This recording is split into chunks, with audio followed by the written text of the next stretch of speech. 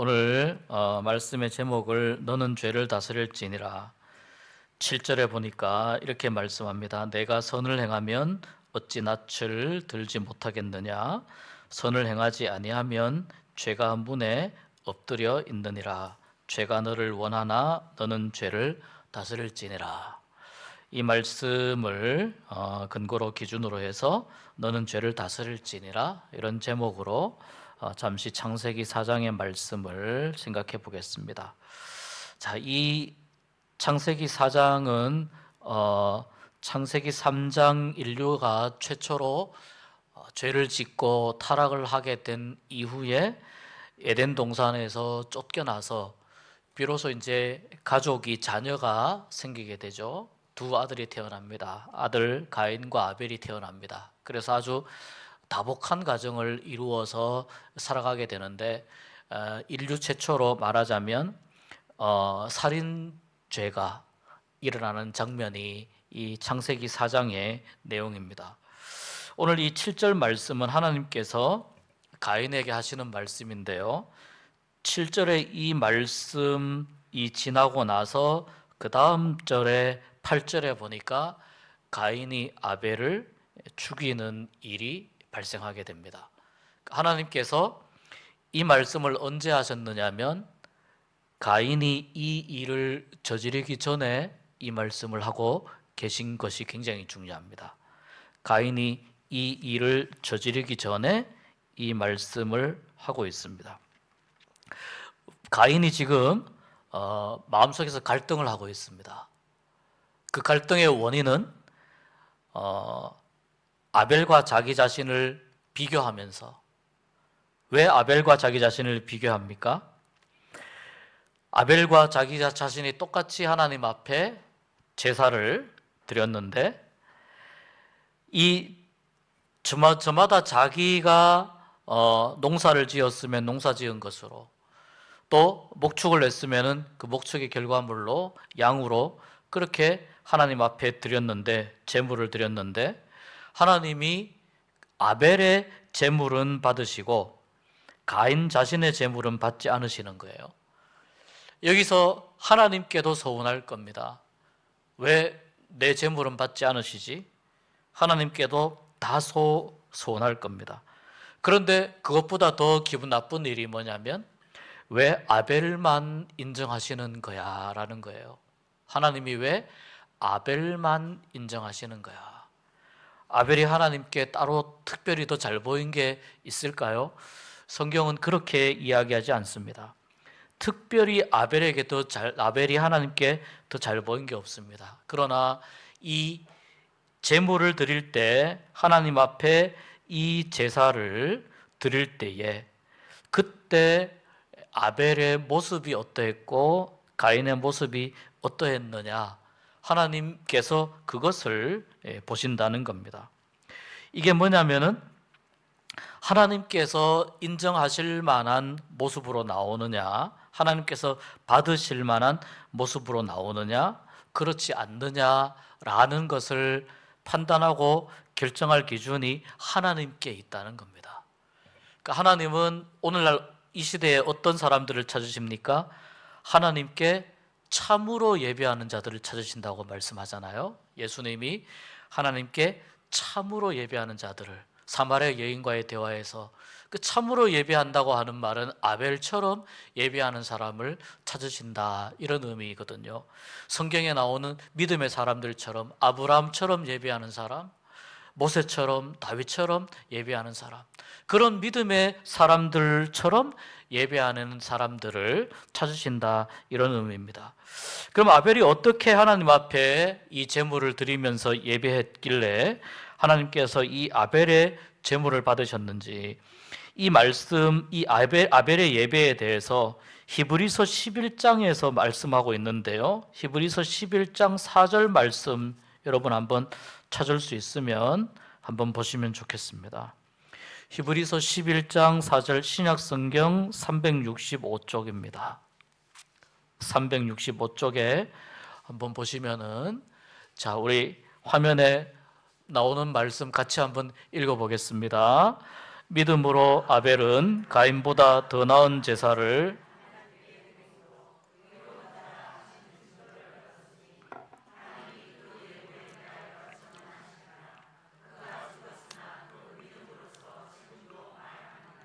아멘. 이 히브리서 11장은 우리가 보통 믿음장이라고 많이 이야기하는데, 이 히브리서 11장에서 뭐라고 말씀하냐면, 아벨이 가인보다 더 나은 제사를 드린 기준과 근거가 뭐냐면 믿음으로 드렸다라는 거거든요. 하나님 앞에 믿음으로 나오는 사람들. 그래서 히브리서 11장 6절에 이렇게 말씀하지 않습니까? 믿음이 없이는 하나님을 기쁘시게 못한다. 그러니까 아벨이 드린 이 예배와 제물은 하나님께 무엇이 되었다는 거예요? 기쁨이 되었다는 거예요. 왜냐하면 믿음으로 나왔기 때문에. 가인은 믿음으로 하나님 앞에 나오지 않았다는 거예요. 여기 이 히브리서 11장 4절에서 이렇게 말씀합니다. 믿음으로 아벨은 가인보다 더 나은 제사를 하나님께 드림으로 의로운 자라 하시는 증거를 얻었다라고 말씀하거든요. 여러분, 우리 기독교에 아주 중요한 교리 중에 하나가 뭐냐면 이신칭의의 교리입니다. 이신칭의의 교리는 예를 들어서 창세기 15장 6절 아브라함이 여호와를 믿으니 여호와께서 이를 그의 의로 여기시고, 또 로마서 4장 3절 갈라디아서 3장 6절에도 다 같은 말씀이에요. 믿음으로 의롭게 된다라고 하는 이러한 말씀, 하박국 2장 4절에도 마찬가지고요. 이러한 말씀, 믿음으로 우리가 의롭게 된다라고 하는 이 성경의 기본적인 이 원리가, 이게 이제 종교개혁 시대에 이 이신칭의의 놀라운 교리가 루터에 의해서 다시 한번 발견이 되고, 그래서 우리 개혁교회에 아주 중요한 교리가 되는데, 이 히브리서 11장 4절에 똑같은 말씀을 하고 있어요. 믿음으로 아벨은 가인보다 더 나은 제사를 하나님께 드렸기 때문에 의로운 자라 하시는 증거를 얻었다. 그러니까 하나님은 믿음으로 예배하는 것을 언제부터 원하셨다는 것입니까? 태초부터 원하셨다는 겁니다. 인류가 가장 처음 하나님께 예배할 그때부터, 인류가 설사 타락하고 인류의 이 죄가 인류에게 들어와서 사람들이 에덴 동산에서 쫓겨났다 하더라도 하나님을 바라고 하나님께 제물을 드리고 예배하는 사람들에게서 무엇을 찾으셨느냐 하면은 믿음을 그때부터 찾으셨다는 겁니다. 처음부터 하나님은 일관되게 사람들에게 믿음을 찾으셨다는 겁니다. 그러니까 여러분, 이 말씀은, 다시 오늘 본문으로 돌아오면 이 말씀은 가인에게 있어서의 이 예배와 이 드린 제물은, 가인은 말하자면은 믿음 없이 그냥 예배 드리고 제물 드리는 모양을 낸 거라고 볼 수 있습니다. 믿음 없이 예배 드리고 제물을 드리는, 이걸 사람들은 알지 못하죠. 아벨도 알지 못하죠. 그러나 이런 모습이라고 하는 것을, 믿음이 없는 모습이라고 하는 것을 하나님은 보셨다는 거예요. 그러니까 가인의 예배를 하나님이 받으실 수가 없고 아벨의 예배를 받으신 겁니다. 가인이 이 사실이 마음에 많이 찔렸을 겁니다. 그래서 아벨에 대해서 화도 나고 질투도 나고 또 시기도 나고, 이렇게 이 아벨에 대해서 복잡한 감정이 일어나는데 얘를 어떻게 할까, 이런 생각을 하게 되는 거죠. 이 아벨을 어떻게 할까. 그러니까 6절 가인이 화를 내는 상황 속에서, 얼굴색이 변하는 상황 속에서 8절로 넘어가면 아벨을 들에서 죽이게 되는데, 그 사이에 이 심리적으로 갈등하고 고민하고 있는 그 가인에게 하나님께서 절묘하게 나타나신 거예요. 하나님이 절묘하게 말씀하신 거예요. 뭐라고 말씀하시냐면, 선을 행하면 어찌 낯을 들지 않겠느냐. 선을 행하지 못하면 죄가 문에 엎드려 있느니라. 무슨 말씀입니까? 선악과를 따먹는 것도요, 왜 하나님께서 전능하신데 막지 않으셨어요? 그렇게 이야기하는 분들이 있거든요. 그런데 하나님께서는 사람들에게 자유의지를 주셨어요. 그러니까 예수 그리스도를 믿으면 구원을 받는다라는 것에 대해서, 예수 그리스도를 믿고 예수를 구주로 고백하는 이 고백은 누가 해야 된다는 겁니까? 내가 해야 된다는 겁니다. 그것을 내가 해야 됩니다. 이것이 우리가 구원받기 위한 최소한의, 그러나 가장 중요한 조건이라고 볼 수 있습니다. 그러니까 왜 하나님은 선악과를 따먹는 그 자리에서 그냥 하와의 손을 한 대 때려도 됐을 텐데, 아담의 손을 한 대 때려도 됐을 텐데 그렇게 하지 않으신 거예요.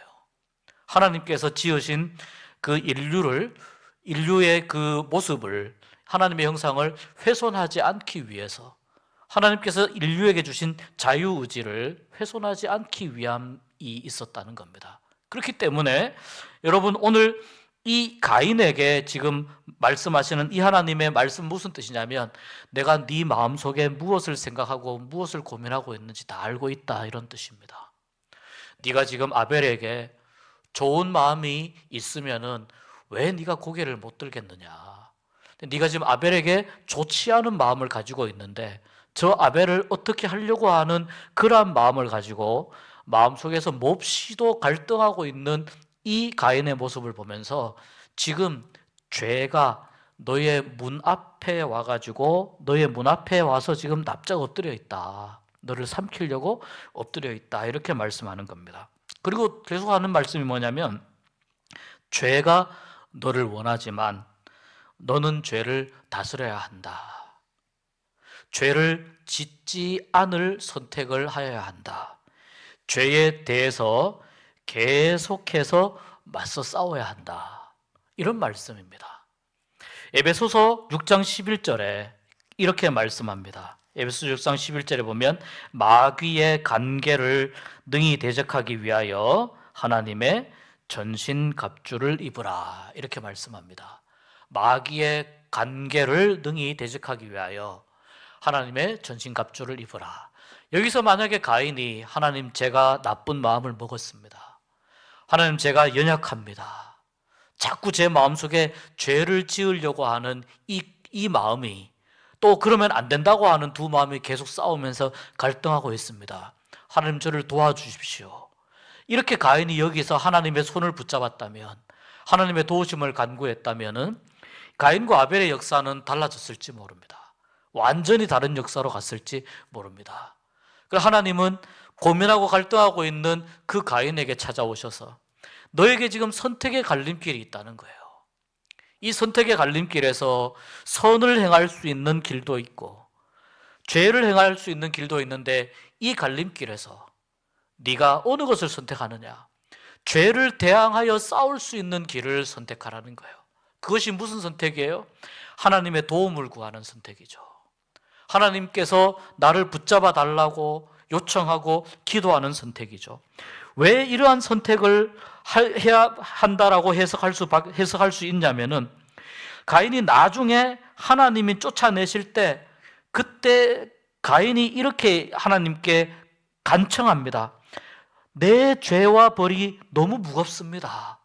누가 길 가다가 저를 만나면 저를 죽일까 겁이 납니다. 하나님, 저를 좀 보호해 주십시오. 이렇게 이 13절, 14절, 15절에서 하나님께 간청하는 모습이 나옵니다.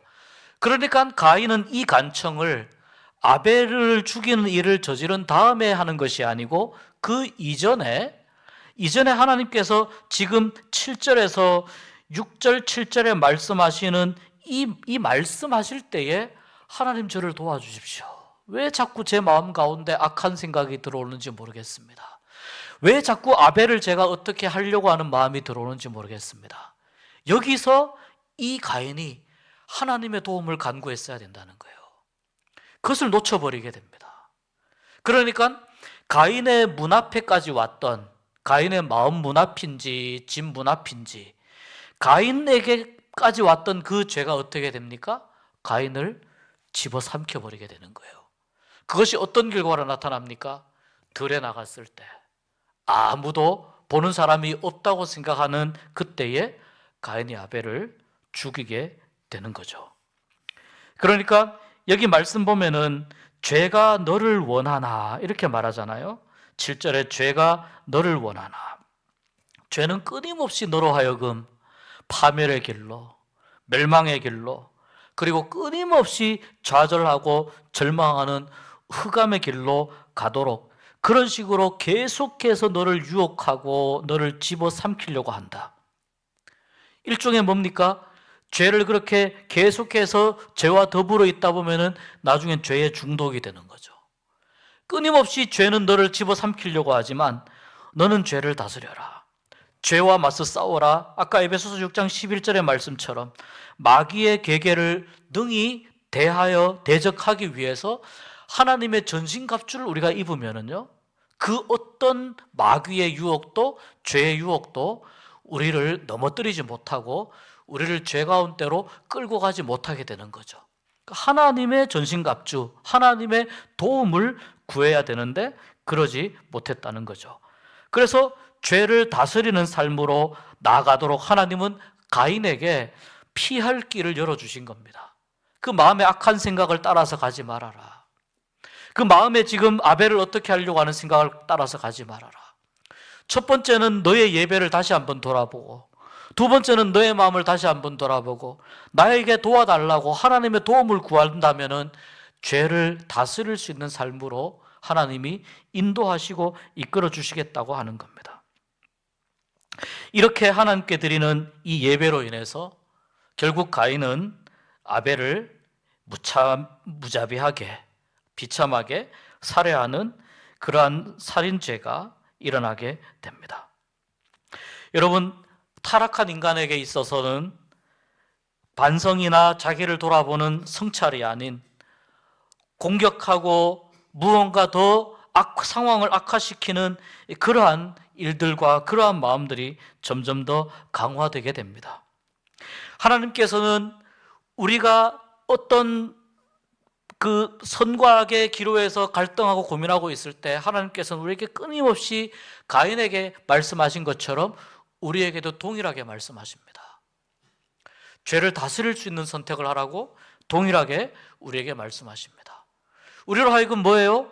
죄로부터 피할 길을 우리에게 주신다는 거예요. 근데 하나님께서 끊임없이 우리에게 그렇게 때로는 경고하시고 때로는 말씀하여 주시는데 우리는 이 하나님의 음성을 잘 듣지 못합니다. 하나님의 말씀에, 하나님의 이 경고의 말씀에 우리가 잘 귀를 기울이지 못하고 우리는 더 심각한 상황으로, 더 안타까운 타락의 모습으로 나가게 되는 겁니다. 그 타락의 모습이 무엇입니까? 첫 번째는 마음이 타락하는 겁니다. 예배를 통해서 하나님이 나의 예배를 받지 않고 아벨의 예배를 받았다고 하는 이 상황 가운데에서 이 가인의 마음이 아벨을 향해서 어떻게 됩니까? 질투와 증오의 마음이 막 생겨나게 되죠. 그러니까 그의 마음이 타락한 마음으로 나타나게 된다는 거예요. 그리고 두 번째는 뭐예요? 입술이 타락하게 됩니다. 이 입술이 타락하는 거는 이 하나님이 가인이 아벨을 죽인 이후에 그때 하나님께서 너의 아우 아벨이 어디 있느냐 이렇게 물어보시거든요. 가인이 어떻게 이야기합니까? 내가 알지 못합니다. 내가 내 아우를 지키는 자입니까? 하나님께 용감무쌍하게 이렇게 이야기하는 거예요. 내가 내 아우를 지키는 자입니까? 뭐예요? 입술에서 하나님을 대적하는 이야기가 나오는 거예요. 입술에서. 그 다음에 세 번째가 뭐냐면은 행동의 타락입니다.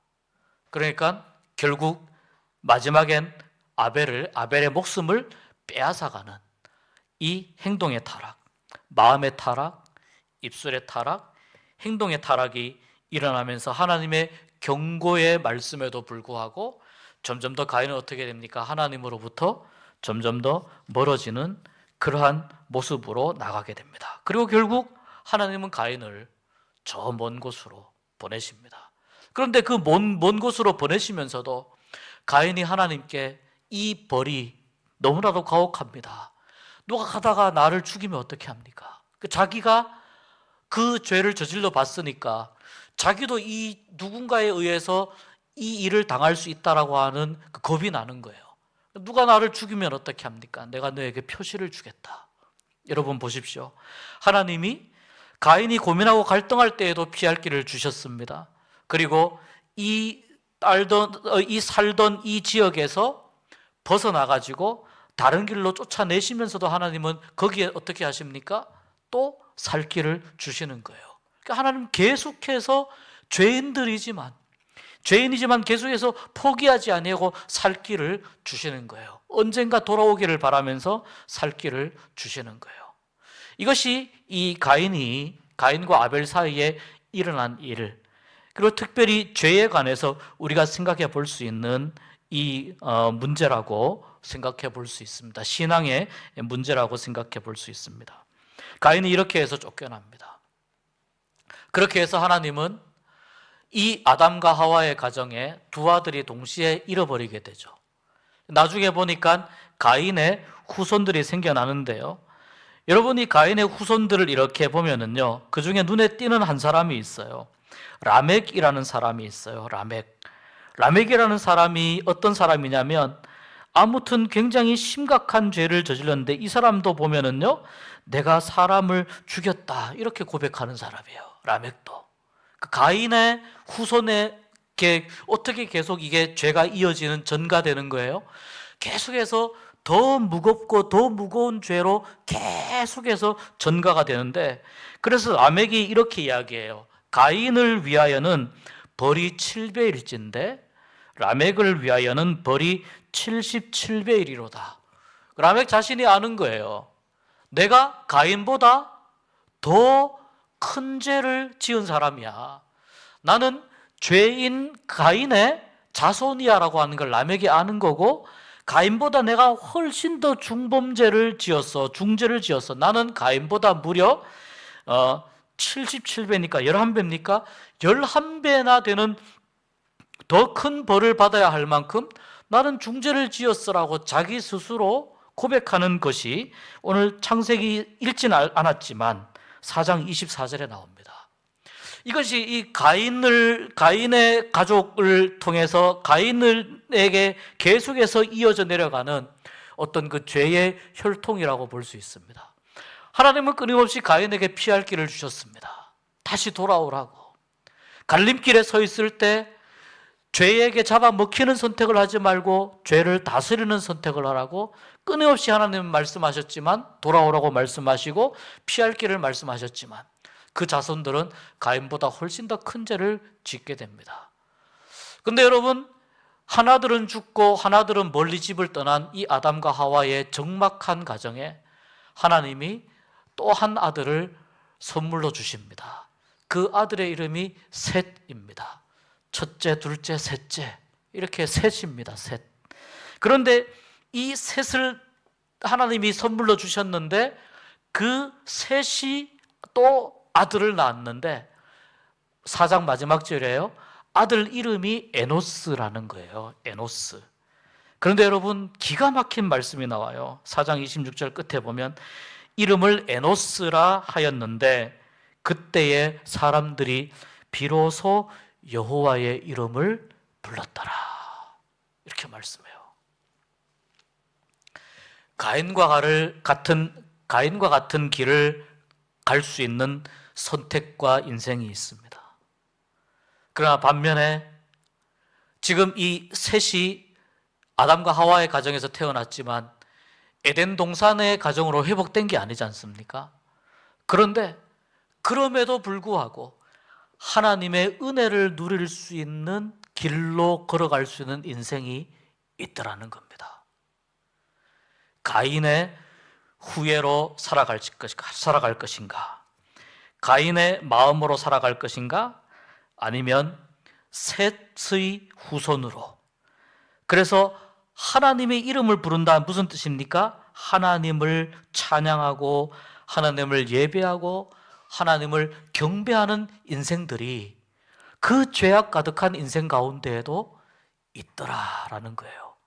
거친 사막에 마치 오아시스처럼 하나님의 마음을 시원하게 하는 인생들이 셋을 통하여 태어나게 되고 하나님을 높이게 되고 하나님을 찬양하는 인생이 에노스를 통하여 이어지게 되더라는 겁니다. 창세기 4장은 선택의 갈림길에 선 죄인들에게 무엇을 선택해야 할 것인지, 우리에게 자유의지라고 하는 크나큰 선물을 하나님이 주셨는데 어떤 길을 선택해야 할 것인지, 무엇을 선택할 것인지에 대해서 중요한 신앙적인 지침을 주십니다. 하나님은 우리가 이 죄악된 세상에 산다 할지라도 우리가 셋의 마음으로, 에노스의 마음으로 살아가게 되면 우리가 하나님을 예배하고 하나님을 찬양하는 인생으로, 하나님께 영광 돌리는 인생으로 살아가게 될 수 있다고 오늘 이 말씀을 통해서 우리에게 가르쳐 주십니다. 아벨이 믿음으로 하나님께 예배를 드렸기 때문에 하나님이 그를 의인이라고 인정해 주셨다는 거 아닙니까? 이것이 이미 이 창세기 시작할 때부터 하나님이 믿음을 얼마나 중요하게 보시는가 하는 것이 성경 전체를 관통하는 중요한 주제라고 한다면, 우리가 끊임없이 갈등하고 고민하는 우리의 삶의 자리에서 여러분, 우리는 어떤 삶을 살아야 되겠습니까? 우리 하나님이 말씀하신 것처럼 죄를 다스리는 삶으로 살게 되기를 축복합니다. 죄를 대적하는 삶으로. 그래서 죄의 영향에서부터 점점 벗어나고, 에노스처럼 많은 사람들이 죄를 지으며 살아도 에노스처럼 하나님을 찬양하고 하나님을 높이고 하나님을 예배하면서, 아벨처럼 하나님 앞에 그의 믿음이 인정되고 그의 믿음으로 인하여 의인으로 인정함을 받는 그러한 하나님의 은혜를 입는 아벨처럼, 셋처럼, 에노스처럼 살아가기로 우리가 결단하고 다짐할 때에, 그 길을 가기로 선택하고 하나님의 도우심을 구할 때에 하나님께서 반드시 분명히 그 선택 가운데에 큰 도움으로 함께하여 주실 줄 믿습니다. 이 은혜가 여러분 모두에게 가득 차게 되기를 주의 이름으로 축복합니다.